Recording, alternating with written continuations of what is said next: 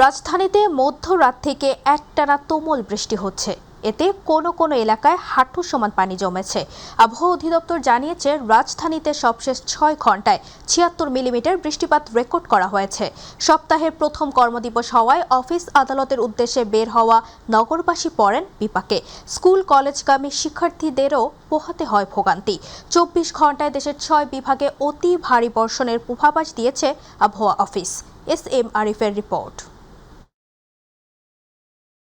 মৌসুমি বায়ুর প্রভাবে গত কয়েকদিন ধরে বৃষ্টি হচ্ছে ঢাকাসহ সারা দেশে। রাজধানীতে শনিবার রাত থেকে তা আরও বেড়েছে। কয়েক ঘন্টা টানা বৃষ্টিতে বিপাকে পড়েছেন নগরবাসী। টানা বর্ষণে বিভিন্ন এলাকায় রাস্তায় জলাবদ্ধতার সৃষ্টি হয়েছে। বিশেষ করে অলিগলিতে জমেছে পানি, তাতে ভোগান্তিতে পড়েছেন অফিসগামী সহ সাধারণ খেটে খাওয়া মানুষ। অনেক কষ্ট, আমি ফার্মগেট থেকে এই পর্যন্ত হেঁটে আসছি। কাপড় ভিজাই যায়, কাপড় উড়ে যায়, আমি কি করুম আর, গরিব মানুষ।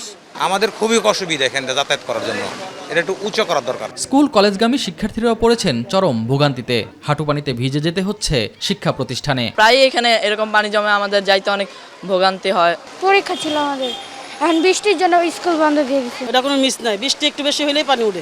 কোথাও কোথাও বাসাবাড়িতেও ঢুকে পড়েছে বৃষ্টির পানি। দুর্বিষহ জীবন কাটছে নিচতলার বাসিন্দাদের। বাসা বাড়িতে উঠে গেছে, দেন একতলা করে ডুবছে এদিকে। ভোর রাত 4টা থেকে পানি আসতেছে। পুরো এলাকাটায় নিচতলা যারা আছে এরা খুব এরকম অসহায়। যে সরকারে আসে আমাদের এই দুর্ভোগের আর কোনো শেষ হয় না, আমাদের সবসময় এই দুর্ভোগই রয়ে গেছে। আবহাওয়া অফিসের তথ্যমতে শনিবার রাত 12টা থেকে রবিবার সকাল 6টা পর্যন্ত ঢাকায় 76 মিলিমিটার বৃষ্টিপাত রেকর্ড করা হয়। আরও একদিন অতি ভারী বৃষ্টিপাতের আশঙ্কা করছে আবহাওয়া অধিদপ্তর। SM Arif, MyTV, Dhaka.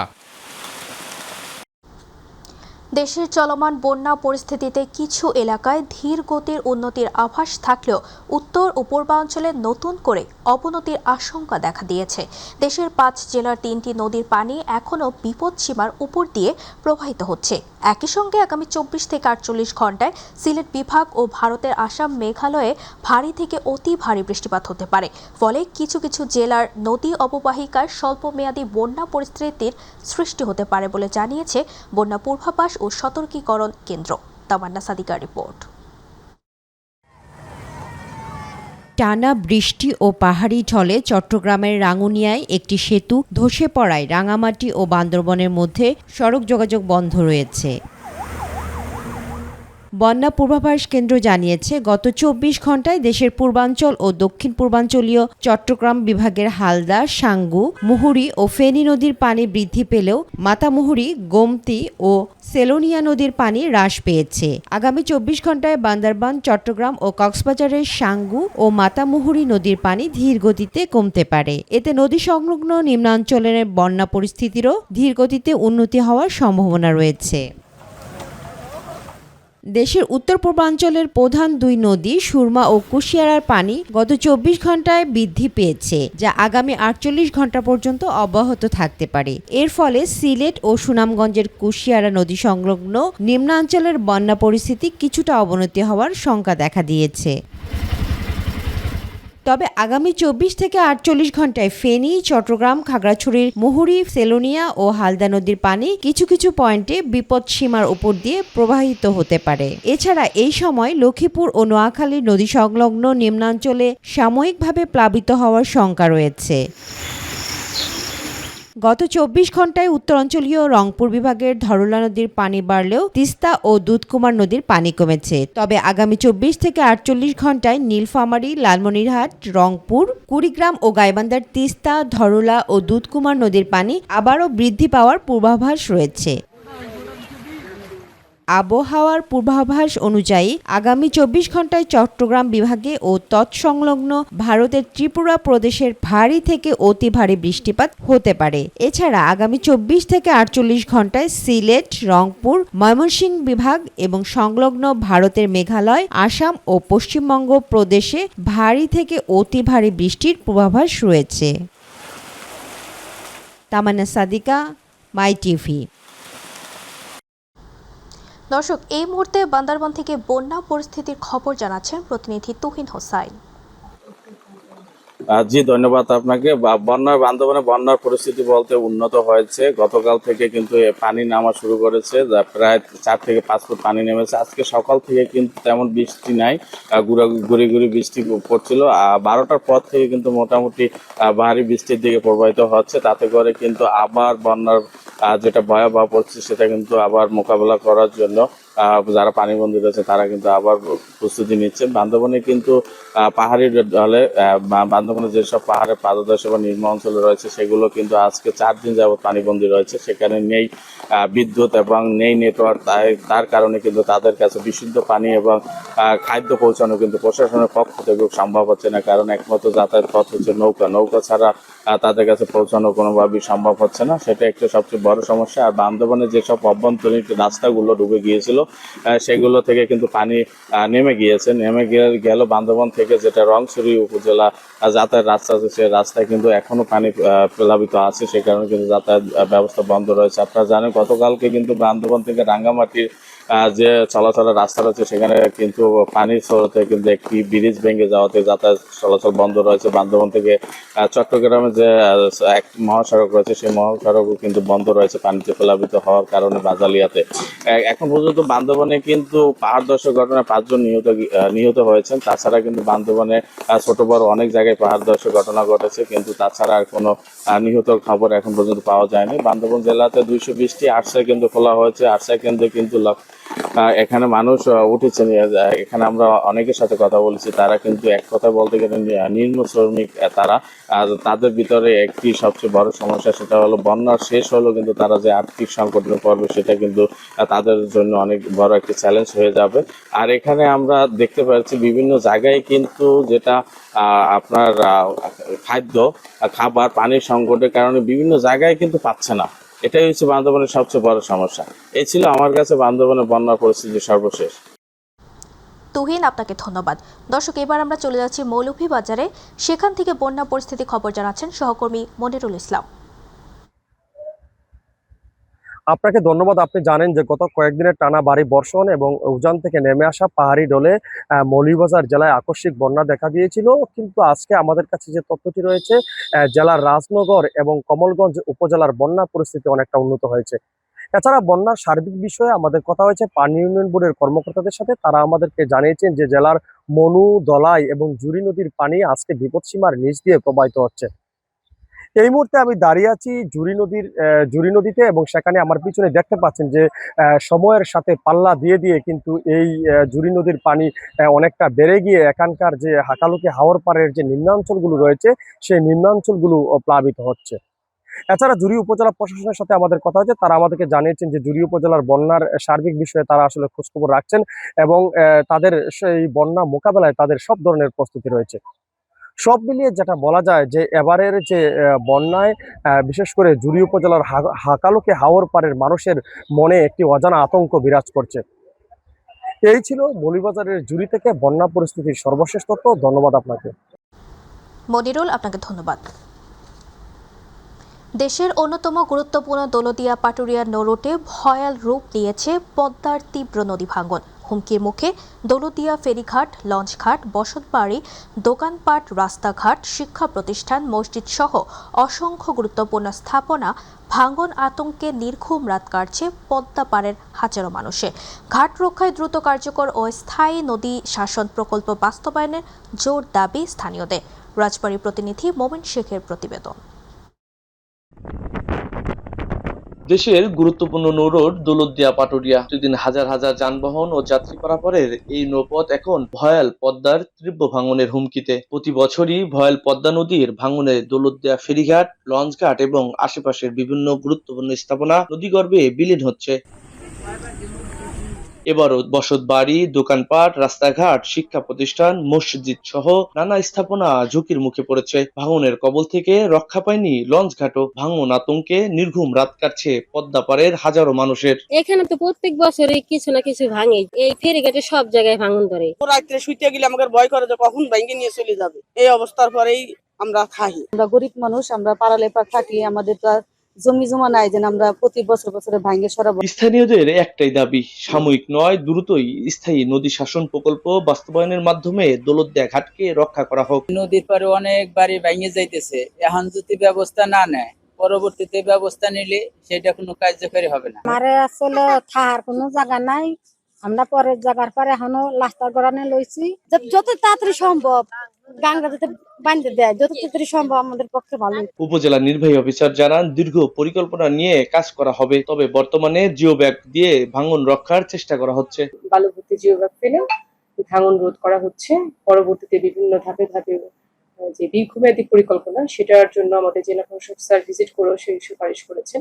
নির্বাহী প্রকৌশলী জানান, পানি উন্নয়ন বোর্ড থেকে ঘাট রক্ষার কাজ শুরু হয়েছে। বিশেষ করে নদীর তীরে বাড়িঘর রয়েছে, অন্যান্য স্থাপনা আছে, সেসব স্থানে আমরা 600 মিটারের মধ্যে 200 মিটারের প্রোটেকশন কাজ শুরু করেছি এবং সেই প্রোটেকশন কাজটা অল্প কিছুদিনের মধ্যে শেষ হয়ে যাবে। নৌ প্রতিমন্ত্রী আশ্বাস দিয়েছেন, এ ব্যাপারে নৌ মন্ত্রণালয় প্রকল্পের কাজ শুরু করেছেন। আমরা পানি সম্পদ মন্ত্রণালয়ের কাছে এই বিষয়টি অবহিত করেছি এবং আমরা একটি প্রকল্প জমা দিয়েছি। শুধু জিও ব্যাগ ফেলে সাময়িকভাবে ভাঙন ঠেকানো সম্ভব নয়। দেশের কোটি কোটি টাকার রাজস্ব আদায়ের এই নৌ রোড, ফেরিঘাট ও লঞ্চঘাট রক্ষায় প্রয়োজন কার্যকর ও স্থায়ী নদী শাসন প্রকল্প। এই প্রত্যাশা স্থানীয়দের। মমিন শেখ, রাজবাড়ী। জাতীয় সংসদের সাবেক স্পিকার ও সাবেক অস্থায়ী রাষ্ট্রপতি ব্যারিস্টার জমির উদ্দিন সরকার মারা গেছেন। রোববার ভোর 4:19 দিকে রাজধানীর একটি হাসপাতালে চিকিৎসাধীন অবস্থায় তিনি শেষ নিঃশ্বাস ত্যাগ করেন। তার বয়স হয়েছিল 94 বছর। তিনি বার্ধক্যজনিত নানা জটিলতায় ভুগছিলেন। ব্যারিস্টার জমির উদ্দিন সরকার 8ম জাতীয় সংসদের স্পিকার হিসেবে দায়িত্বে ছিলেন। এছাড়া 2002 সালে কিছু সময়ের জন্য অস্থায়ী রাষ্ট্রপতির দায়িত্বও পালন করেন। রাজনৈতিক জীবনে তিনি দীর্ঘ সময় বিএনপির সঙ্গে সম্পৃক্ত ছিলেন এবং দেশের সংসদীয় গণতন্ত্র ও আইন প্রণয়ন প্রক্রিয়ায় গুরুত্বপূর্ণ ভূমিকা রাখেন। বিকেল 5টায় জাতীয় সংসদের দক্ষিণ প্লাজায় মরহুমের জানাজার নামাজ অনুষ্ঠিত হবে। বর্ষিয়ান এ রাজনীতিবিদের মৃত্যুতে গভীর শোক প্রকাশ করেছেন প্রধানমন্ত্রী তারেক রহমান।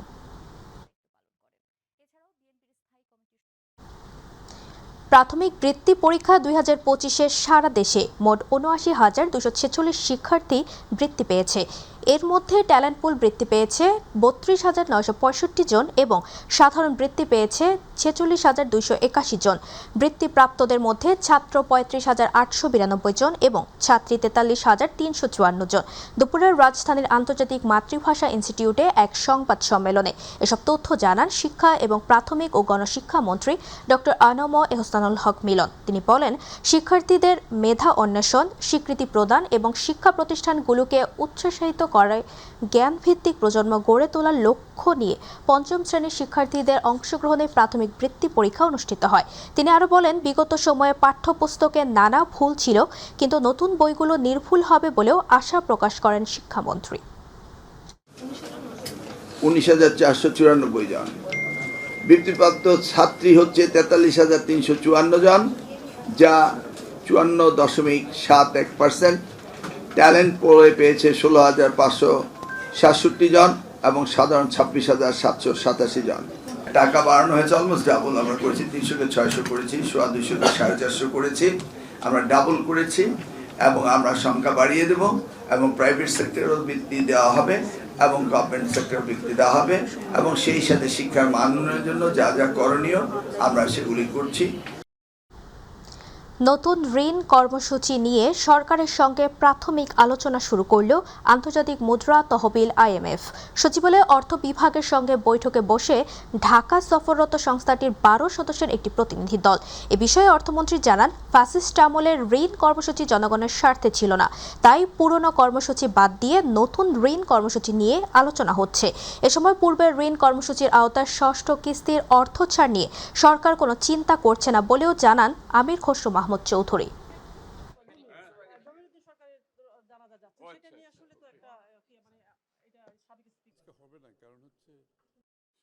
বিচার নীতি করতে হবে, তখন আধুনিক বাংলাদেশ গড়তে হলে সব যেরকম পরিবর্তন করতে হবে, বিচার নীতি পরিবর্তন করতে হবে না। এটা একটা আধুনিক প্রণয়ন দরকার আছে, এই জন্য বিচার নীতিটা আমরা রিভাইজ করছি। এখানে পর্যটন, এখানে যারা বিনিয়োগ করবে, এই দেশে মানুষ আসবে, এই দেশের উপর আস্থা রাখবে, বিচার নীতিতে একটা বড় ভূমিকা আছে এখানে। আমরা তো আগে প্রোগ্রাম থেকে বেরিয়ে আসছি, কারণ ওরা আগের প্রোগ্রাম ছিল ওই স্বৈরাচার আমলের যে প্রোগ্রামটা করেছিল ফ্যাসিস্ট আমলের, ওখানে অনেকগুলো বিষয় তো আমরা সম্মত হইনি। তো সেই কারণে আমরা সেই প্রোগ্রাম থেকে বেরিয়ে আসছি। এখন আবার নতুন প্রোগ্রামে যাচ্ছি। একজন নির্বাচিত সরকারের বাংলাদেশের মানুষের স্বার্থ সুরক্ষা করে যে ধরনের প্রোগ্রামে যাওয়া দরকার সে ধরনের প্রোগ্রামে যাব। প্রধানমন্ত্রী হওয়ার পর দক্ষিণের জনপদ বরিশালে কাল সফরে যাচ্ছেন প্রধানমন্ত্রী ও বিএনপি চেয়ারম্যান তারেক রহমান। প্রধানমন্ত্রীকে বরণ করতে ইতোমধ্যে সকল প্রস্তুতি সম্পন্ন করেছে প্রশাসন।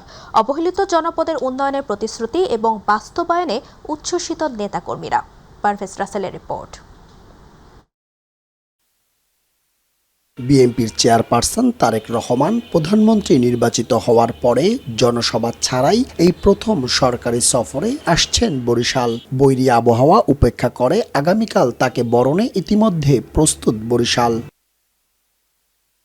দলীয় প্রধান বরিশাল সফরকে কেন্দ্র করে তৃণমূল নেতাকর্মী সহ দলীয় সকলের মাঝেই বইছে আনন্দ। তবে বড় সমাবেশ না হওয়ায় অনেকেই হয়তো পারবে না কাছ থেকে দেখতে। তবুও সবাই মনে করেন তারেক রহমানের এই বরিশালে আগমনই এ অঞ্চলের ২১ জেলার মানুষের ভাগ্যের হবে পরিবর্তন।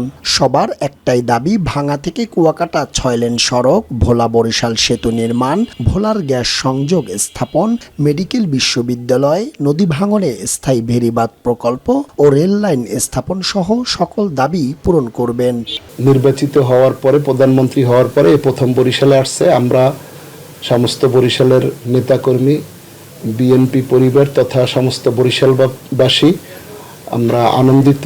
শিশু হাসপাতাল সবগুলোই তো আমাদের উদ্বোধনের অপেক্ষা আছে। সুতরাং আমরা মনে করি যে আমরা প্রধানমন্ত্রীকে খুব অল্পতে এবার পাচ্ছি। যে কোনো প্রোগ্রামের মাধ্যমে আমরা ওইগুলাকে কেন্দ্র করে আরও ৩-৪ বার তাকে পাবো ইনশাল্লাহ। বৃক্ষরোপণ কর্মসূচিতে মূলত অংশ নিবে গৌর নদীর বাটাজোরে। সেখান থেকে সড়ক পথে বরিশালের বধ্যভূমিতে বৃক্ষরোপণ করে সার্কিট হাউস হয়ে বিকেলে শিল্পকলায় সাংগঠনিক সভা শেষে ফিরে যাবেন ঢাকায়। ঐক্যবদ্ধ না হলে কোনো কিছুই সম্ভব না, কোনো কিছুই সফলতা আসে না। তাতে আমরা চাচ্ছি যে আমাদের মধ্যে কোনো বিভেদ না থাকুক। আমাদের যে সাংগঠনিক সবাই তৃণমূলের যারা ১৭ বছর কষ্ট করছে তারা যেন মূল্যায়িত হয়। আমাদের নেতা আসার মাধ্যমে এই বিভাজন এবার পরিসমাপ্তি ঘটবে এবং সকলে ঐক্যবদ্ধভাবে দেশ গড়ার কাজে আমরা নেমে পড়ব, এই আশাবাদ ব্যক্ত করছি। সাবেক প্রধানমন্ত্রী বেগম খালেদা জিয়ার হাত ধরে বিভাগ হওয়া সেই বরিশালেই আসছেন তারই পুত্র বর্তমান প্রধানমন্ত্রী তারেক রহমান। তার এই আগমনে উচ্ছ্বাসিত এই অঞ্চলবাসী স্বপ্ন দেখছে অপার উন্নয়ন ও সম্ভাবনার। পারভেজ রাসেল, মাই টিভি, বরিশাল। দর্শক, প্রধানমন্ত্রীর সফরের সবশেষ খবর জানাতে এই মুহূর্তে বরিশাল থেকে যুক্ত হচ্ছেন সহকর্মী পারভেজ রাসেল। পারভেজ, প্রধানমন্ত্রীর সফর ঘিরে প্রস্তুতির কি খবর আছে আপনার কাছে, আমাদের জানাবেন।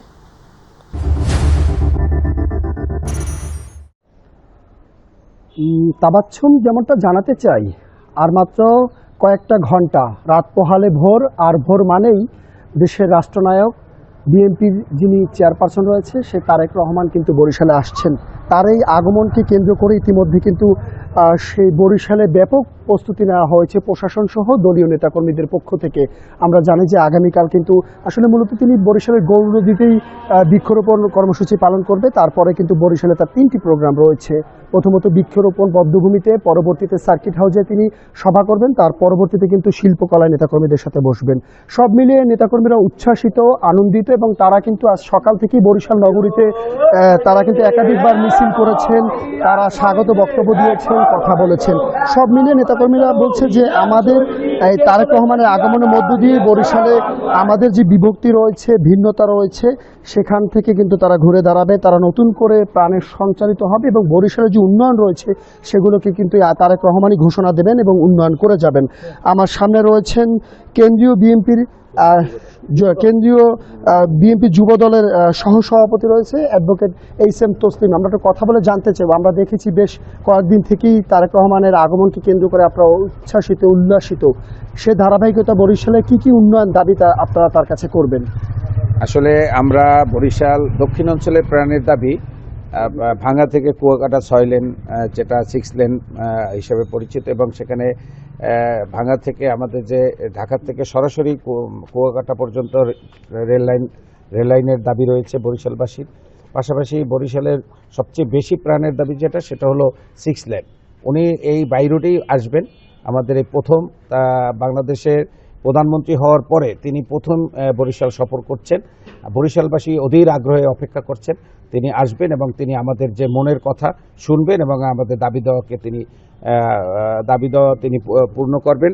আমরা আশা করি শহীদ প্রেসিডেন্ট জিয়াউর রহমান যে কথাগুলি বলে গিয়েছিলেন তারই অংশ হিসাবে বরিশাল বিভাগ হয়েছে এবং তারই প্রধানমন্ত্রী হিসেবে তার মা, যিনি আমাদের দেশনেত্রী বেগম খালেদা জিয়া, তিনি প্রধানমন্ত্রী থাকা অবস্থায় বরিশালে আমাদের সিটি কর্পোরেশন হয়েছে। সুতরাং আমরা দাবি করব যে আমরা এই দক্ষিণাঞ্চলে তার হাত ধরেই আবার দক্ষিণাঞ্চল আরও উন্নত হবে এবং এটাই আমাদের দাবি। বরিশালে বৈরী আবহাওয়ার মধ্যে আসছেন এবং এই প্রথমবারই কিন্তু বড় কোনো সমাবেশ হচ্ছে না, সেটাকে আপনারা কিভাবে দেখছেন? আসলে আমরা লক্ষাধিক লোক সমাবেশে উপস্থিত হয়, বরিশালে যে কোনো সমাবেশে, কিন্তু আমরা একটা মানব চেইনের মতো তৈরি হবে। উনি গরু নদীর থেকে আমাদের বরিশাল পর্যন্ত 2 রাস্তার পাশে প্রচুর জনগণ অপেক্ষা করবে ওনার জন্য, কারণ প্রধানমন্ত্রী হিসেবে প্রথম আসার কারণে উদ্গ্রীব, যেহেতু জনসভা হবে না, সেই কারণে জনগণ রাস্তার 2 পাশে থেকেই তাকে অভিনন্দন জানাবে এবং শুভেচ্ছা জানাবে। সেটা একটা মানব চেইনের মতো হবে, আমরা এটা আশা করি। ধন্যবাদ। যেমনটা জানিয়েছিলেন, পাশাপাশি আরেকটু তথ্য দিয়ে রাখছি যে ইতিমধ্যে কিন্তু প্রশাসনের সর্বস্তরের প্রস্তুতি কিন্তু নেওয়া হয়েছে আগামীকালকের এই তার যে আগমনকে কেন্দ্র করে। আমরাও জানি যে বরিশালে একটি সুষ্ঠু সুন্দর নিরাপত্তার মধ্য দিয়ে অনুষ্ঠিত হয়ে যাবে। তিনি আসবেন, দেখবেন, কথা বলবেন, নেতাকর্মীদের সাথে কথা শুনবেন এবং বরিশালের অবহেলিত বরিশালের উন্নয়ন নিয়ে তিনি প্রতিশ্রুতি দিয়ে যাবেন এবং এই প্রতিশ্রুতি শুধু থাকবে না, এটি হবে বাস্তবে রূপান্তর। এই অঞ্চল ঘুরে যাবে, উন্নয়নের একটি রোল মডেল হবে তারেক রহমানের এই আগমনের মধ্য দিয়ে। তো আপাতত এই রয়েছে তাবাচ্চুম বরিশাল থেকে আমার কাছে তারেক রহমানের আগামীকালকের আগমনের প্রস্তুতির যতটুকু তথ্য ছিল। পারভেজ, আপনাকে ধন্যবাদ। দর্শক, বরিশাল থেকে প্রধানমন্ত্রীর সফর ঘিরে প্রস্তুতির সবশেষ তথ্য জানাচ্ছিল আমাদের সহকর্মী পারভেজ রাসেল। দীর্ঘ 22 বছর পর গৌরনদী সফরে যাচ্ছেন প্রধানমন্ত্রী তারেক রহমান। সোমবার বরিশাল সফরের অংশ হিসেবে তিনি গৌরনদীতে একটি বৃক্ষরোপণ কর্মসূচিতে অংশ নেবেন। প্রধানমন্ত্রী হিসেবে দায়িত্ব গ্রহণের পর বরিশাল বিভাগে এটি তার প্রথম আনুষ্ঠানিক সফর। তার আগমনকে ঘিরে নেতাকর্মী ও সাধারণ মানুষের মাঝে দেখা দিয়েছে ব্যাপক উৎসাহ উদ্দীপনা। এদিকে স্থানীয় সংসদ সদস্য এবং তথ্য সম্প্রচার মন্ত্রী জহিরুদ্দিন স্বপনের নির্দেশনায় ইতোমধ্যে একাধিক প্রস্তুতি সভা ও সভাস্থল পরিদর্শন করেছেন উপজেলা বিএনপি নেতৃবৃন্দ। প্রধানমন্ত্রীকে স্বাগত জানাতে নানা আয়োজন সম্পন্ন করার কথা জানান তারা।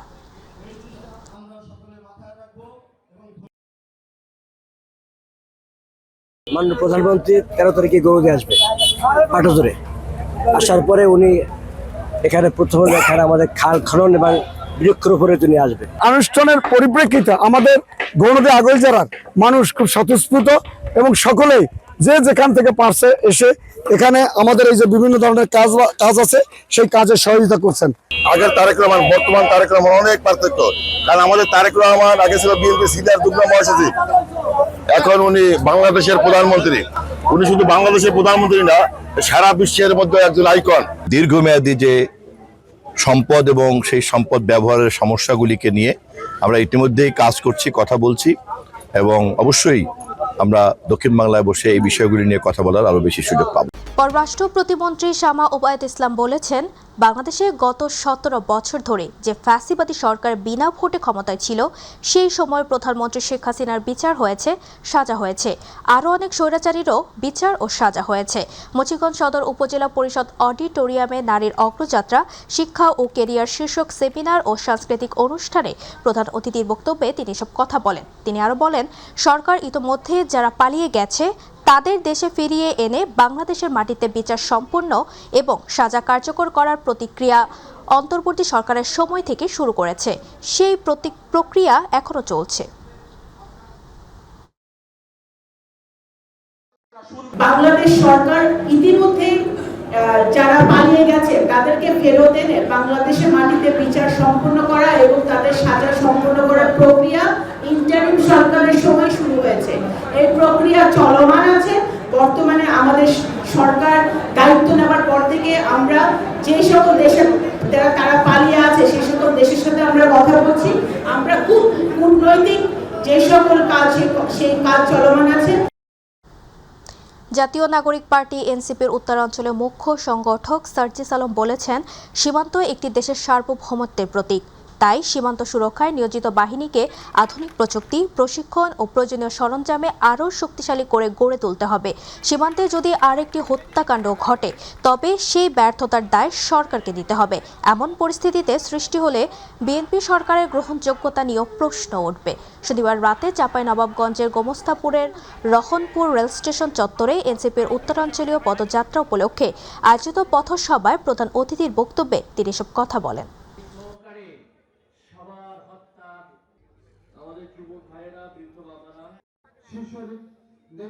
আমরা বিএনপি সরকারকে বলতে চাই, আমার ওই সীমান্ত হচ্ছে সার্বভৌমত্বের প্রতীক। আমার ওই সীমান্তকে রক্ষা করতে হবে, বিজিবিকে শক্তিশালী অস্ত্র দিতে হবে। আমার সীমান্তকে রক্ষা করে মুসলিম প্রতিরোধ করতে হবে। আর একটা হত্যা যদি সীমান্তে হয় তাহলে এই বিএনপি সরকারের ক্ষমতায় থাকার গ্রহণযোগ্যতা হারিয়ে ফেলবে। একটা সার্বভৌম সীমান্তে কিভাবে মানুষকে হত্যা করে মারা হয়, এটা তো আওয়ামী লীগ না, এটা তো বিএনপি। আপনারা তো জাতীয়তাবাদের কথা বলেন, আমরা সেই জাতীয়তাবাদ দেখতে চাই। পটুয়াখালীর উপকূলীয় সংরক্ষিত বনাঞ্চল ঘিরে উঠেছে অনিয়ম ও বাণিজ্যের অভিযোগ। এর প্রভাব পড়েছে জেলে ও পশুপালনকারীদের জীবনে। সরকারের নিষেধাজ্ঞা উপেক্ষা করে সংরক্ষিত বনের ভেতরে খালে দেওয়া হচ্ছে বাঁধ, নিয়ন্ত্রণ করা হচ্ছে মাছ ধরার সুযোগ। পটুয়াখালী থেকে মশিউর রহমান বাবলুর ছবি ও তথ্য নিয়ে তামান্না সাদিকার রিপোর্ট। অনিয়মই যেন নিয়ম হয়ে উঠেছে পটুয়াখালীর দশমিনা উপজেলার চর হায়দার, লালচর ও আগলাচরের সংরক্ষিত বনাঞ্চল। 2295 একরের এই বনাঞ্চল দখল করে অর্থ বিনিময়ে ব্যবহার করছে বনখেকোড়া। অভিযোগ রয়েছে, দায়িত্বরতদের ম্যানেজ করে কয়েকজন বনখেকো এসব বন অবৈধভাবে লিজ নিয়েছেন। এছাড়া নিরীহ এলাকাবাসীকে হয়রানির অভিযোগ উঠছে। 2000 কোটি টাকা ফরেস্টারের বছরে দেওয়া লাগে হাসান, আর বিট অফিসার হাসান, আর রেঞ্জে আছে জাহাঙ্গীর। এই মহিষের টাকা না দিলে আমাদের এই মহিষ বাগানে, চর হায়দার বাগানে রাখতে দেয় না। হাতাই আমরা মাছ ধরিয়ে খাই, এই জন্য সে আমাদের কাছ থেকে টাকা দাবি করে। এখন আমরা টাকা দিই না দেখি আমাকে নামে মিথ্যা মামলা দেয়, হয়রানি করে। নেসারারি এবং নেসারারির সাথে আরও অনেক ফরেস্ট অফিসার এরা গাছ কাটিয়ে তারপরে আমার নামে মিথ্যা মামলা দিয়ে আমাদেরকে হয়রানি করতে আছে। স্থানীয়রা বলছেন, বনের গাছ ও মাটি কেটে খালে তৈরি করা হয়েছে শতাধিক বাঁধ ও ঝাড়া। এসব জায়গায় নিষিদ্ধ জাল দিয়ে মাছ ধরতে জেলেদের কাছ থেকে নেওয়া হচ্ছে বিপুল টাকা। মোষ এই চরে উঠাইয়া 2000 করিয়া পার পিস মোষের তনে টাকা লয়, কিন্তু আমাদের নামে মিথ্যা মামলা দিয়েছে। আমরা প্রতিবাদ করছি বিদায়। যেখানে সরকার খাল খনন করে সেই জায়গায় সরকারের বিরোধিতা করে সরকারি লোক হইয়া সরকারের এই খাল মাছ ধরার লইগে এই খাল বাধ্য রাখছে। ফরেস্টার ডাইকে নিয়ে বলে যে নেসারের সাথে সমন্বয় না করলে চরে গেলে মামলা খাবা। ক্ষতিগ্রস্ত হচ্ছেন পশুপালনকারীরাও। প্রতিবাদ করতে গেলে হামলা মামলা সহ হয়রানির অভিযোগ করছেন স্থানীয়রা। তবে এ ব্যাপারে অভিযুক্ত নেসারারির সাথে ফোনে কথা হলে তিনি অভিযোগ অস্বীকার করেন। আমি মাছ ধরি, আমি কি ওরা টাকা দেই না, আমার মাছ আমি ধরি খাই, কেটা কি করে দেখেন ওরা বুঝি না। দশমিনা উপজেলার রেঞ্জ অফিসার জানান, কাউকে বনাঞ্চল লিজ দেয়া হয়নি, তবে প্রভাবশালীদের দৌরাত্ম্যের বিষয়টি স্বীকার করেন তিনি। যারা বাদ দিছে যদি এরকম দিয়ে থাকে তাদের বিরুদ্ধে বাদ কেটে তাদের বিরুদ্ধে আইনানুগ ব্যবস্থা গ্রহণ করার জন্য ইতিপূর্বে আমরা বলে দিচ্ছি। পটুয়াখালী জেলা মৎস্য কর্মকর্তা জানান, বনের ভেতরে চাই সহ অন্যান্য অবৈধ জাল দিয়ে মাছ ধরা মৎস্য সম্পদের জন্য ক্ষতিকর। বন বিভাগের আওতায় যে জলাশয়গুলো আছে সেগুলো সাধারণত তারাই এই বিষয়ে দেখভাল করে। উপকূলীয় বন বিভাগের সহকারী বন সংরক্ষণ কর্মকর্তা বলেন, সংরক্ষিত বনভূমি লিজ দেয়া সম্ভব নয়। দ্রুত খাল অবমুক্ত ও অভিযোগ তদন্তের ব্যাপারে আশ্বাস দেন তিনি। রাতারাতি কিছু বাদ সৃষ্টি করা হয়েছে, সেগুলো কিন্তু রেঞ্জ অফিসারের মাধ্যমে পরের দিনই আমরা কেটে দিয়েছি। এরপরও যদি কিছু থাকে সেগুলো দ্রুত অপসারণের জন্য আমরা নির্দেশনা দিয়েছি। তামান্না সাদিকা, মাই টিভি।